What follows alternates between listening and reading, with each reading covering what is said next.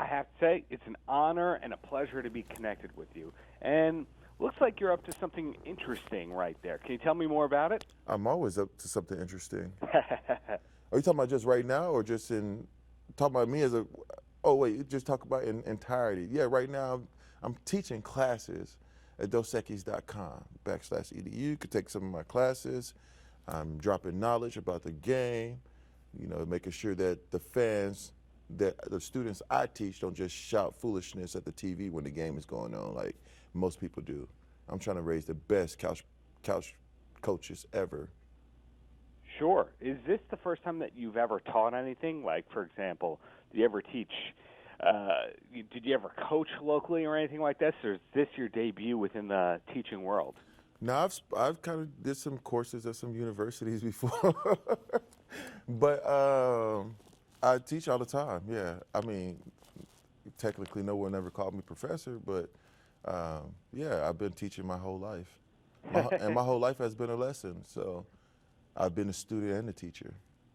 That's a really great way of looking at things, that whether or not they called you professor, that you've been learning and all that. But putting you on the spot here, who do you think the Final Four is going to be? I have no idea. I mean, Alabama's going to be in there because they're always in there. But I really don't know. I don't know who they're going to be, honestly. I've never been a predictions guy because of football is a thing that could just go any way. Anybody could lose at any time, and you just never know what's going to happen, except for Alabama. But they lost too, so it's true. Yeah, I guess you never really do know. In terms of your alma mater, how do you think that they're doing this season? I think they're doing okay. I think they got put together complete games. I think that you see them in different spurts throughout the game where they look really good, and you see other moments where it's like, man, just take the right angle and make the tackle. So I think it's just like putting a full game together, all three phases of the game: special teams, offense, and defense. Now, this season and all that, have there been any games so far that like really surprised you in terms of there being upsets? I was happy for Lovey up in Illinois when he won that game. He's a good dude. A lot of people who played for him loved him, and that was just a big win for him. So that was pretty exciting. Right. So, looking at this overall promotion here, is it true that there's a ticket giveaway tied in with your work here as a professor? Yeah, I mean, most teachers give you an A or F depending on who you are. But in my classroom, you get a chance to earn 2 tickets to the college football championship game, or tickets to win tickets. Tickets, sure. Plural. Plural. Well, putting all that aside here, talking about you here, okay. Is there an accomplishment within your career that you're most proud of at this point? Yeah, I mean, I think just starting my own business and being able to print and publish my own products and make my own products at my studio and things like that. That's what I'm most proud of, the work I'm doing at the Imagination Agency. And my last book was Dear Black Boy, and that did very well. And I got 7 other books, and I'm writing movies and everything right now. So I just try to put myself in position for my dreams to come true. That is true. It is a multimedia company. So the project that caught most people's eyes was your first book, and you just mentioned 7 books. But is the goal to be also doing films and online content beyond the books? Yeah, I mean, really, people don't realize that the book that you're talking about is actually the 3rd book. I had 2 books before Dear Black Boy, but I was writing them and releasing them while I was playing, so it was overshadowed by the whole football thing because I did that thing for a bit. But yeah, I do. I have been writing scripts. I also write for other people, some stuff I can't talk about, so I write for other studios and things like that, films I'm working on. So yeah, I really do enjoy writing. It's probably one of my favorite things, and building worlds. So we got a couple of deals in the works, development deals for some other shows and series that we're working on right now as well. And you were recording music while you were still an active player and all that, I do believe.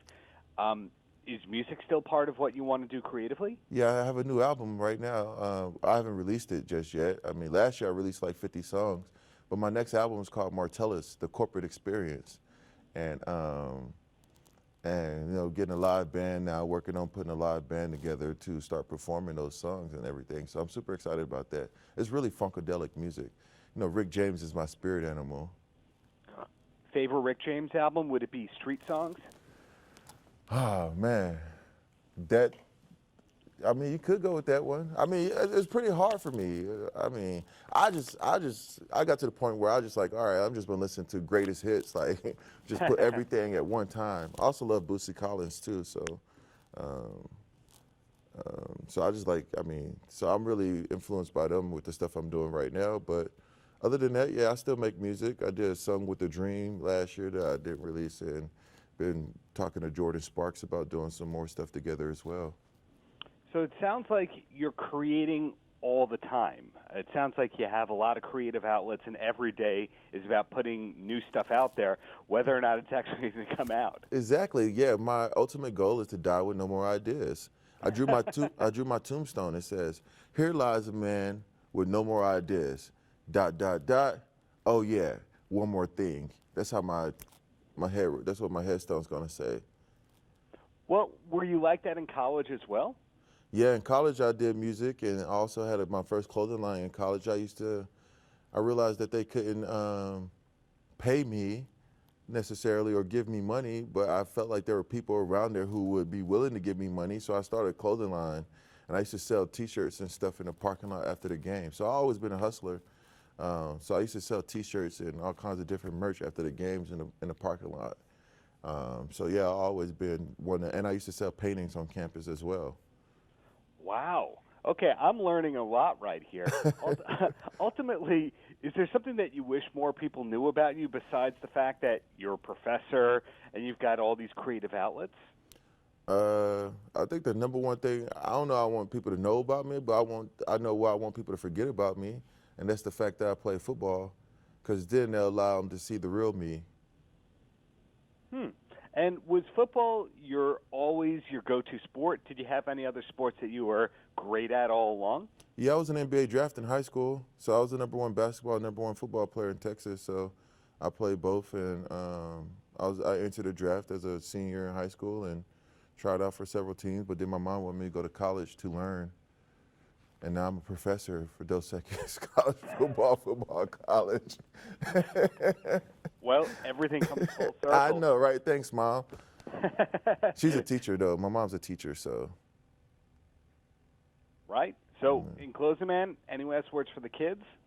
Oh, man, just always move in the direction of your dreams. Never away. Great. So much to work with here. Congratulations, Professor. Keep up the greatness, and looking forward to that new music in 2020. Well, thank you. I've been holding on to it for a while now, so I guess it's about time for me to release a single then. Well, looking forward, man. All right. Have a great rest of the day, Martellus. All right, thank you.